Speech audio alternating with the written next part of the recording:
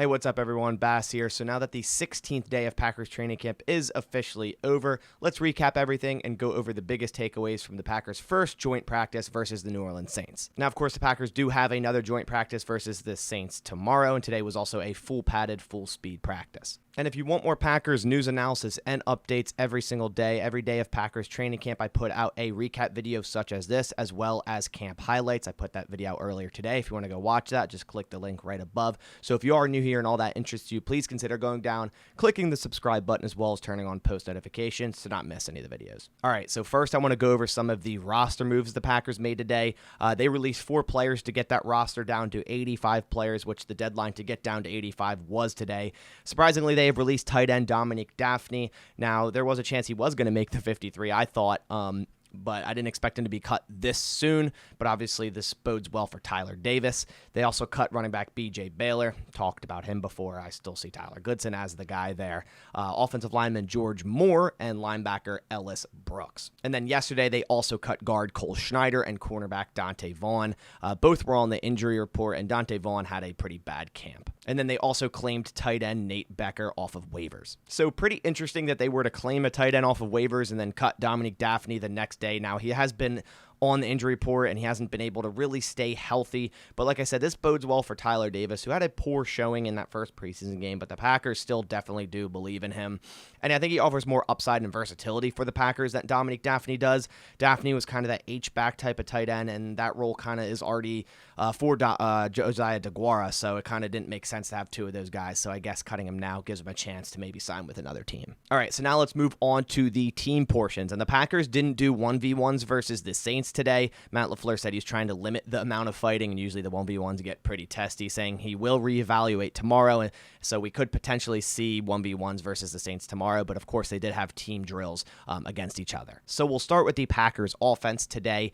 No Elton Jenkins in the team periods versus the Saints today. He was in full pads and did all the individual drills, but he didn't participate in the team drills. So the offensive line reverted to the original group from last week: Josh Nijman, John Runyon, Josh Myers, Jake Hansen, and Royce Dewey. That same group we saw start the 49ers game. And the starting wide receivers today were Allen Lazard, Sammy Watkins, and Randall Cobb in the slot. I always thought that would be the starting group going into week 1. Now, obviously, Romeo Doubs has came onto the scene really, really fast and could potentially steal a first starting spot, but that's what I still see going into the first week. Lazard, Watkins, and Cobb, they have the most rapport with Aaron Rodgers, at least Cobb and Lazard do, and Sammy Watkins being that veteran guy. Mercedes Lewis started at tight end and had some great pass protection today, but overall the offense struggled a decent bit today and definitely struggled early. A lot of run stuffs early, a lot of false starts. Matt LaFleur was pretty furious about all the penalties today. Just a rough day for the Packers offensive line as a whole. And that's kind of been a worry most of camp. The offensive line have definitely had some rough days.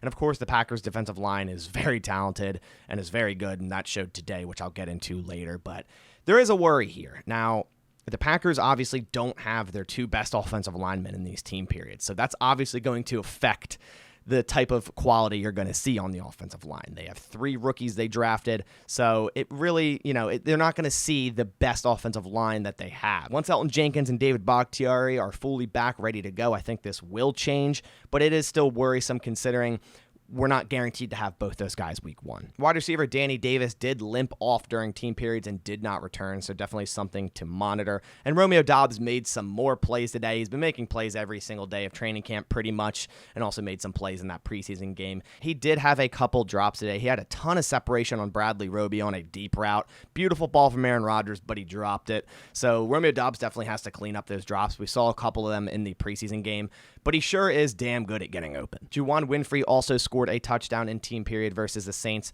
from a pass from Jordan Love, continuing to make his case to make the 53-man roster. Aaron Rodgers was in midseason form, getting the Saints defense to jump multiple times on a hard count, one of which he hit Sammy Watkins deep for a easy touchdown on a free play. And Allen Lazard also had a very nice catch over Chauncey Gardner-Johnson for a 40-plus yard completion. But the number 2 offense definitely struggled today. The offense for both the Packers and the Saints struggled today. The Saints defense looked good. The Packers defense looked even better. The second team offense didn't even get a first down for the Packers in the 2-minute drills. And neither team even scored a touchdown in the 2-minute drills. I believe there's 2 field goals, one from the Saints, one from the Packers, and then a couple other 3 and outs where they barely gained a first down or no first downs at all. Now moving over to the defense, this unit definitely won the day, and this has been the case a lot of training camp. A great day for the defensive line.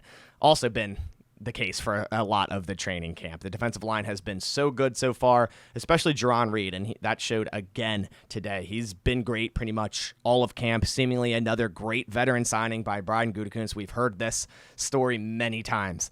And if Jerron Reed can be, a type of player that Rasul Douglas or Devondre Campbell was for this defense, look out, because this defensive line has so much depth and skill already. Adding someone like Jerron Reed, and if he shows up to be a very good player, there's going to be such a plethora of talent on this defensive line. Rookie Devontae Wyatt also had some reps with the ones today and had a would-be sack. Super excited to see him potentially play this Friday. We didn't get to see him in the previous game because he just got out of concussion protocol, and out of precaution, they kept him out of the game, which I agree with. So hopefully we will see him this Friday. I want to see him in game. Dean Lowry and TJ Slayton also had multiple stops, pressures, and would-be sacks. So overall, this entire defensive line just balled out today. Rasul Douglas was pretty much talking smack the entire practice and hyping the defense up. Had a really nice pass breakup on Jarvis Landry on a comeback route, and he was making it known to the Saints offense every single time the defense made a play. Love the tenacity and the leadership from Rasul here. Linebacker Isaiah McDuffie made some great plays today as well. He's kind of been an underrated player so far in camp. I feel like he's had a very good camp and also had a really good game in this last preseason game against the 49ers. He's been a pleasant surprise so far.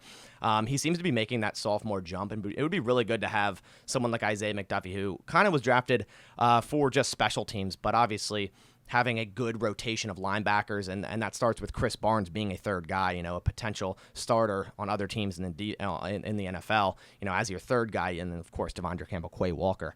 If we can get like a good rotation of those linebackers, the Packers haven't had this much good depth at linebacker for a very long time. And speaking of linebackers, we finally saw a little bit of edge reps from Quay Walker today. He had a would-be sack and a hold on right tackle Ryan Ramczyk of the Saints.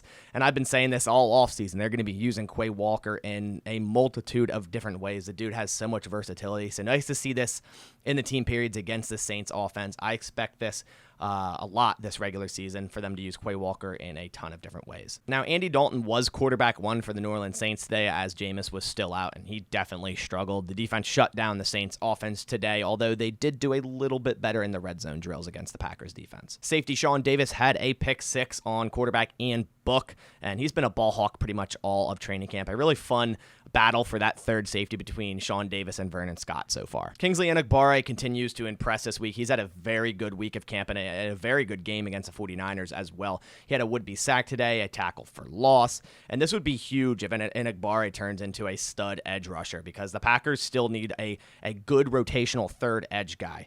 I say this all the time. Preston Smith, Rashawn Gary, they play about 65% of snaps on this defense. So you need rotational guys. Tipanali eyes look nice. John Garvin had a nice week of camp last week. So if they can get Enagbare to be, a really good edge rusher, rotational edge guy, that'll be huge for this defense.